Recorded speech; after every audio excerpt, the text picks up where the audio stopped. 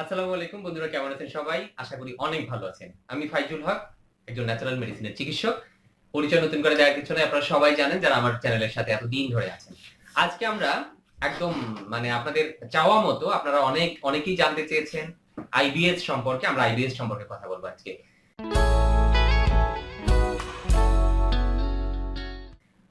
IBS ৩ টা অক্ষর, IBS, irritable bowel syndrome. হ্যাঁ, নামের মধ্যে ইরিটেবল, অস্বস্তিকর একটা বিষয়। বাওয়েল মানে আমরা পেট বলি, পেটের একটা অস্বস্তিকর অবস্থা। মানে আমরা বলি না যে কেমন যেন একটা লাগতেছে আমার, আমরা বলি না আমার শরীর যেন কেমন লাগে, এরকম পেটেরও কিন্তু একটা অস্বস্তিকর একটা ব্যবস্থা। সংক্ষেপে এটা বলা যায় আমরা আইবিএস বলি। মজার ব্যাপার হচ্ছে যে আইবিএস রোগটা কিন্তু একটি সাইকোসোমাটিক ডিসঅর্ডার। এর মূল তেমন কোনো কারণ খুঁজে পাওয়া যায় না যে কেন হচ্ছে এই আইবিএসটা। সাধারণত চিকিৎসকরা ধরে নিয়েছেন যে আইবিএস এর পিছনে তার কিছু মনোদৈহিক কারণ আছে, কিছু মানসিক চাপ, মানসিক টেনশন, যে কোনো কারণে হতে পারে। সে বার্নআউট ম্যানেজমেন্ট ঠিকভাবে না করতে পারা, এটা হতে পারে।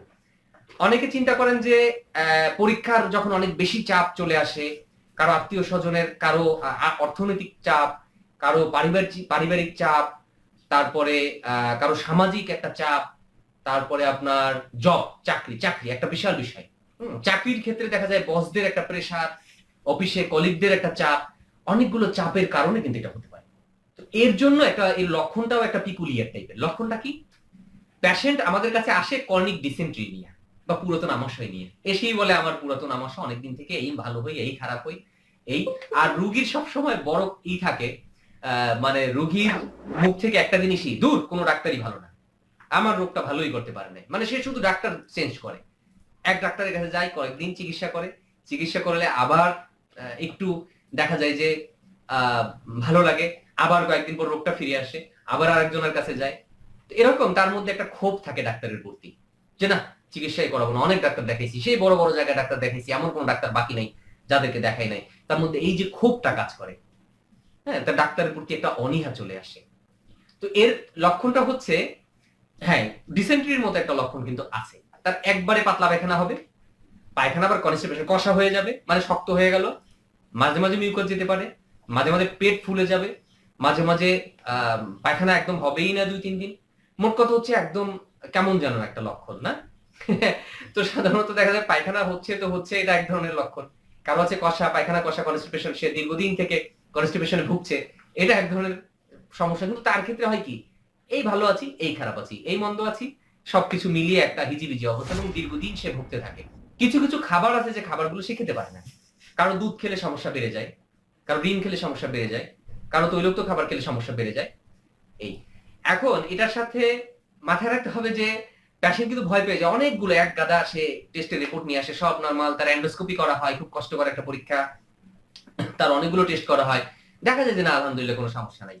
প্রথম হচ্ছে যে তাকে আশ্বস্ত করা যে ভাই এটা তেমন কোনো সমস্যা না। আমার এক পেশেন্টের কথা বলি, ওনাকে আমি একটা কাজে ব্যস্ত করে দিয়েছিলাম। আমি বলছি যে হ্যাঁ আপনি আমার মেডিসিন খাবেন, যদি প্রতিদিন সকালবেলা ৩০ মিনিট আপনি জগিং করতে পারেন, দৌড়াইতে পারেন, বিকালে ৩০ মিনিট দৌড়াইতে পারেন, তাহলে আস্তে আস্তে এই সমস্যা দূর হয়ে যাবে। ওনার কিন্তু ভালো রেজাল্ট চলে আসছিল, কারণ ওনার মনোযোগটা ওইদিকে চলে গেছে। তো যাকে আমি এক্সারসাইজের কথা বলছিলাম, উনি হ্যাঁ দেখলো যে উনি এক্সারসাইজ করতেছে, ওনার ভাল লাগতেছে, ওনার মনোযোগটা এক্সারসাইজের দিকে। আবার কাউকে যদি বলা হয় আপনি ক্রিয়েটিভ কোনো কাজের দিকে নজর দেন, মানে তাকে আশ্বস্ত করা, তাকে কোনো কাজে ব্যস্ত রাখা। আর মেডিটেশন এক্ষেত্রে খুব ভালো কাজ করে, রিল্যাক্সেশন ব্যায়াম, হ্যাঁ ইউটিউবে বিভিন্ন ভিডিও আছে, আমার ভিডিও এখন দেইনি, আমি দিয়ে দেবো। মেডিটেশন টাকা যদি থাকে টাকা দিয়ে করে নিতে পারেন, বাংলাদেশে অনেকগুলো মেডিটেশন কোর্স আছে, এর ভিতরে সিলভা এবং কোয়ান্টামটা ভালো। আপনার পয়সা যদি থাকে করে ফেলেন, মেডিটেশনটা খুব হেল্প করে আপনার মনকে কন্ট্রোল করার জন্য, নিয়ন্ত্রণ করার জন্য। আর যদি আপনার মনে হয় না টাকা পয়সার সমস্যা আছে, আপনি অনলাইন থেকে শিখে নিতে পারেন। এরকম তার মানে কি, প্রথম কথা হচ্ছে যে পেশেন্টকে আশ্বস্ত করা যে এটা কোনো সমস্যা না, তার একটু এক্সারসাইজ, তার অন্য কাজে একটু ব্যস্ত থাকা, এগুলো ব্যস্ত থাকলে একটু তার ভালো লাগে, তার মন ভালো লাগে, কিন্তু মন ভালো রাখার একটা বিষয় আছে। আর তার যে প্রবলেমগুলো আছে, প্রবলেমগুলো সলভ করার জন্য আমরা অনেক সময় একজন ক্লিনিক্যাল সাইকোলজিস্টের কাছে রেফার করি কাউন্সিলিং এর জন্য, যাতে সে নিজের সমস্যাগুলো নিজে মিটিয়ে ফেলতে পারে, নিজে দক্ষতার সাথে নিজের কি প্রবলেম সে যেন আইডেন্টিফাই করতে পারে এবং সমাধান করতে পারে এই জন্য। আর সাথে আমরা সিমটম অনুযায়ী কিছু মেডিসিন দিই। তো বন্ধুরা, আশা করি আপনারা বুঝতে পেরেছেন যে না, বেশিরভাগ ক্ষেত্রে কোনো কারণ পাওয়া যায় না, এটা কোনো জটিল তেমন রোগ না। হ্যাঁ, জটিল হয়, একটা অস্বস্তিকর অবস্থা তৈরি হয়। পাতলা পায়খানা যখন হয় অবশ্যই নিশ্চয়ই ভালো লাগে না। তখন সিম্পটম অনুযায়ী ঠিক আছে ওই মুহূর্তে আপনি স্যালাইন খান, যেন ডিহাইড্রেশন না হয়, পানি স্বল্পতা না হয়, পানির অভাবটা পূরণ করেন। আবার আমরা বলি যে ঠিক আছে আপনি মানসিক চাপটা একটু ম্যানেজ করেন, আর আমরা সিম্পটম অনুযায়ী মেডিসিন দিই। যদি তার কনস্টিপেশন থাকে তখন আমরা বলি যে ঠিক আছে আপনি একটু ফাইবার জাতীয় খাবার খান। তাকে পরামর্শ দেই যে খাবারগুলো পেশেন্টের যে খাবারগুলোতে তার সমস্যা হয়, খাবারগুলো আমরা খেতে নিষেধ করি। যদি দুধ খেতে সমস্যা হয় দুধ খেতে নিষেধ করি। কারো যদি কলা খেলে সমস্যা হয় কলা খেতে নিষেধ করি, আপেল খেতে। মোট কথা হচ্ছে আমরা বোঝার চেষ্টা করি যে কোন খাবারে তার কষ্ট হচ্ছে। আমরা ওই খাবারগুলো দূর করার জন্য চেষ্টা করি। আর হচ্ছে যদি তার পাতলা পায়খানা হয় এরকম ডিসেন্ট্রির মতো হয় তখন আমরা তাকে মেডিসিন দিই। সাধারণত আয়ুর্বেদিক কয়েকটা মেডিসিন আছে খুব ভালো। এর ভিতর মুস্তাকারিশ হচ্ছে একটা মেডিসিন। অবশ্যই একজন চিকিৎসকের পরামর্শ মতো খাবেন। যদি একদম চিকিৎসক আপনার আশেপাশে না থাকে তাহলে আপনি মুস্তাকারিশটা খেতে পারেন। এটা ডাইজেস্টের জন্য খুব ভালো কাজ করে, পেটের জন্য খুব ভালো কাজ করে। মুস্তাকারিশ অবশ্যই ভালো কোম্পানি দেখে খেতে হবে।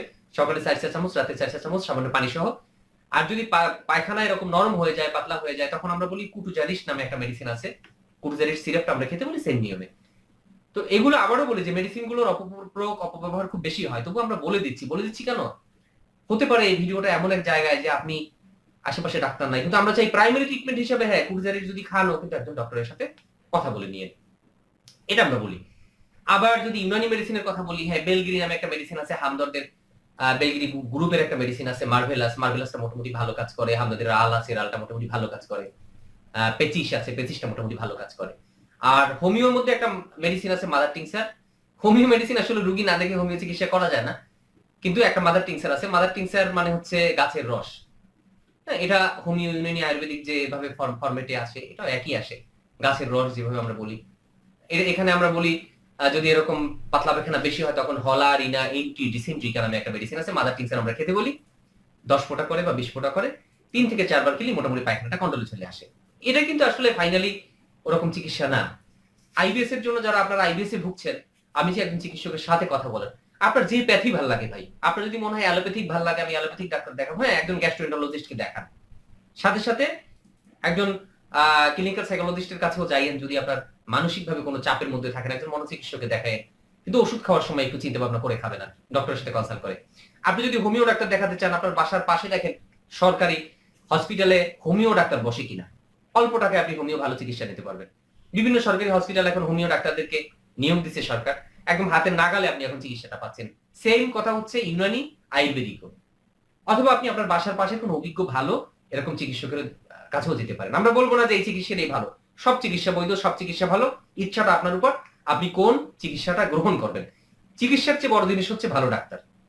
অনেক ধন্যবাদ যারা আমাদের সাথে এতক্ষণ ছিলেন। আইবিএস সম্পর্কে আমরা হালকা একটু ধারণা দিলাম, চিকিৎসা সম্পর্কে হালকা ধারণা দিলাম। আরো কিছু চিকিৎসা আছে, আমি জাস্ট লক্ষণের চিকিৎসা করলাম। আমি আইবিএস এর না, আমি আবারও বলি যে আমি যে ওষুধের নাম বললাম এটা হচ্ছে যখন পাতলা পায়খানা হবে তখন আপনি কি করবেন, জাস্ট লক্ষণ অনুযায়ী যে চিকিৎসাটা, ঠিক তারপর পরই আপনি ডাক্তারের কাছে চলে যাবেন। আমাদের চ্যানেলটি যারা এখনো সাবস্ক্রাইব করেননি সাবস্ক্রাইব করুন, চ্যানেলটি শেয়ার করুন। আপনাদের ভালোবাসা আমাদের সাথে আছে বলেই আমরা আজকে এতদূর। অনেক ধন্যবাদ, আল্লাহ হাফেজ।